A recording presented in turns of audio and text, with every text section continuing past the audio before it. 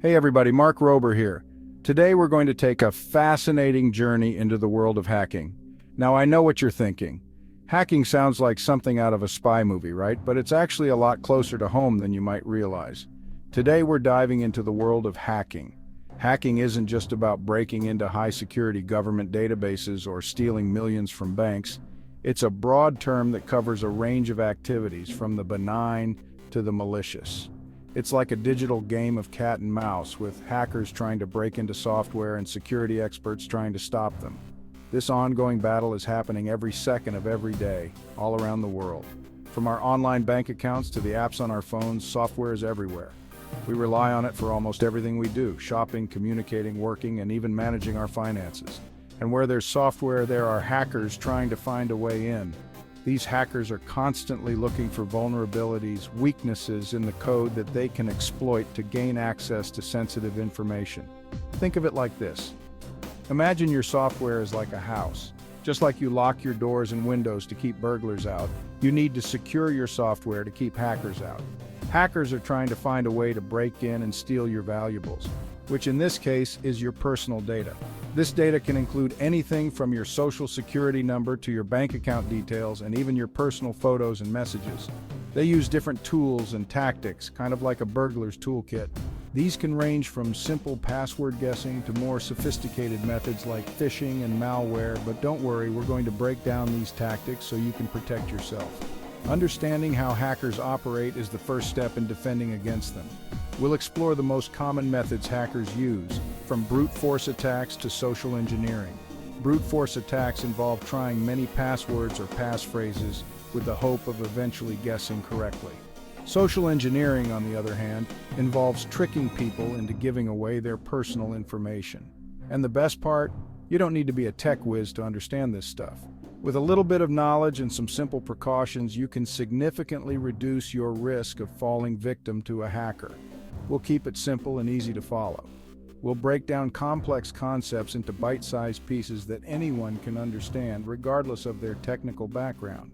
So, buckle up and get ready to learn how to protect your digital life. By the end of this video, you'll have a much better understanding of the world of hacking and how you can stay safe online. Let's get started.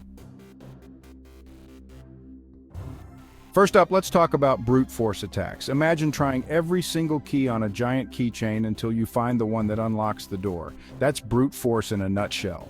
Hackers use computer programs to rapidly try thousands or even millions of password combinations until they hit the jackpot. It's like trying to guess your password by randomly typing letters and numbers. The longer and more complex your password, the harder it is to crack using brute force. Think of it like this. A simple 4-digit PIN can have 10,000 possible combinations. But a strong password with letters, numbers, and symbols? That's a whole different ballgame altogether. Brute force attacks might seem basic, but they can be surprisingly effective, especially if people use weak, easily guessable passwords. That's why it's so important to create strong, unique passwords for all your online accounts. We'll talk more about password security later on, so stay tuned. Now let's move on to something a little more cunning: social engineering. This is where hackers use trickery and manipulation to get people to give up their personal information. Unlike traditional hacking, which often involves breaking through digital defenses, social engineering targets the human element. It's a psychological game where the hacker's primary tool is deception. Think of it like this. Instead of breaking down the door, they're tricking you into opening it yourself. Imagine someone convincing you that they are a trusted friend or authority figure and you willingly let them in. That's the essence of social engineering. One common social engineering tactic is phishing. Phishing is a method where attackers send fraudulent messages designed to trick a person into revealing sensitive information. These messages often appear to come from legitimate sources. You know those emails you get that look like they're from your bank or a trusted company? They might look very convincing, using logos and language that seem official. They might ask you to click on a link or download an attachment. These links often lead to fake websites that look real, or the attachments might contain malware. But if you look closely, you'll notice that something's off. Maybe the email address is slightly different, or there are subtle grammatical errors. The email address might be slightly different, or the link might lead to a fake website. These fake websites are designed to capture your login details or other sensitive information. Another tactic is called baiting. Baiting involves enticing a victim with something they find appealing or curious. This is where hackers leave infected USB drives or other devices lying around, hoping that someone will pick them up and plug them into their computer. The curiosity to see what's on the device can lead to a security breach. Once the device is connected, the hacker's malware can infect the system and steal data. This malware can give the hacker access to your files, passwords, and even control over your computer. Social engineering preys on our trust and our natural curiosity. Hackers exploit these human traits to gain access to information or systems they shouldn't have. But by being aware of these tactics and thinking twice before clicking on links or opening attachments, you can avoid falling victim to these scams. Always verify the source of unexpected messages, and when in doubt, contact the supposed sender through a known, trusted method. Additionally, using security measures like two-factor authentication can add an extra layer of protection. This way, even if someone gets your password, they still need a second form of verification to access your accounts. Education and awareness are key. Regularly updating yourself on the latest scams and how to recognize them can make a big difference. Many organizations offer training sessions on cybersecurity, which can be incredibly beneficial. Keeping your software and security systems up to date is also crucial.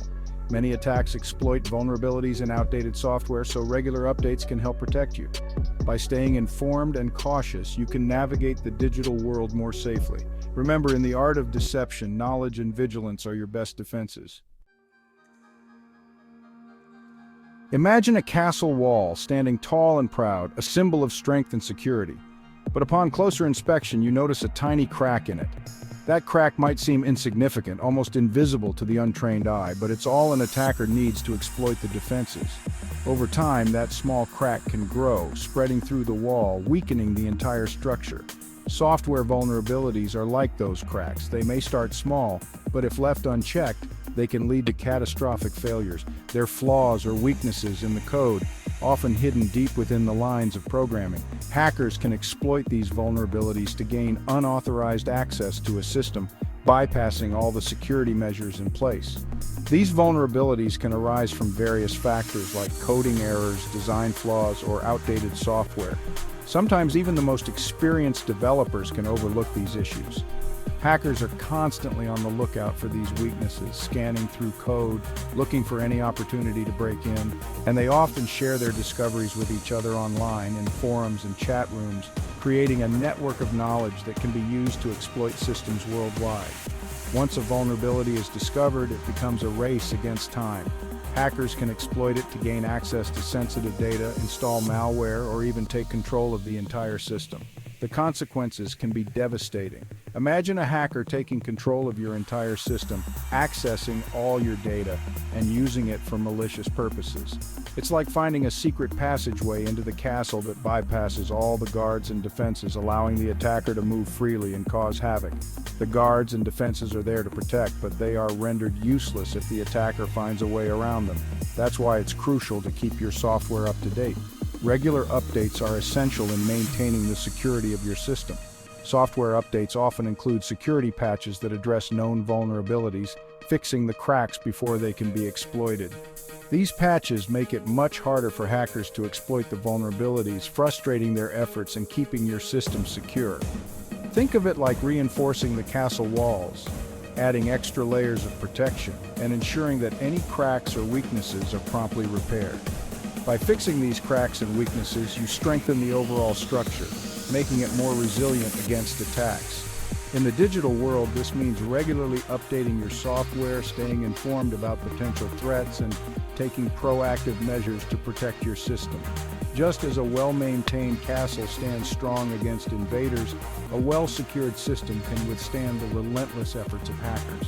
So, always be vigilant, keep your defenses up, and never underestimate the importance of addressing those tiny cracks before they become major vulnerabilities.